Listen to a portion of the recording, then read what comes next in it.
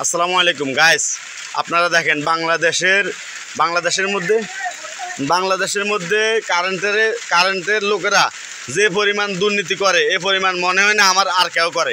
কারেন্টের লোকেরা প্রত্যেকটা জায়গাতেই 2 নাম্বার মিটার নষ্ট মিটার দিয়ে দেওয়ার পরে বলে যে দেখেন এই যে এখন টিপ দিছি বাতিগুলো জ্বলছে, অথচ কিন্তু এখন কারেন্ট আছে, অথচ কিন্তু এখন আবার দেখেন অটোমেটিক বাতিগুলো চলে যাব।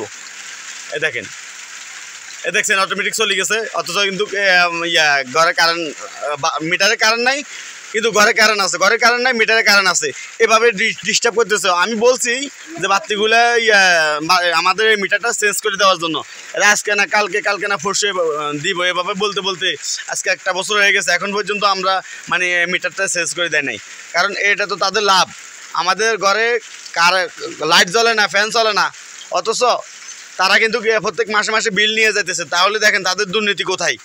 আপনারা একটু বেশি করে শেয়ার করে দেন, আর এই দুর্নীতির বিরুদ্ধে প্রতিবাদ করতে হবে সবাইকে।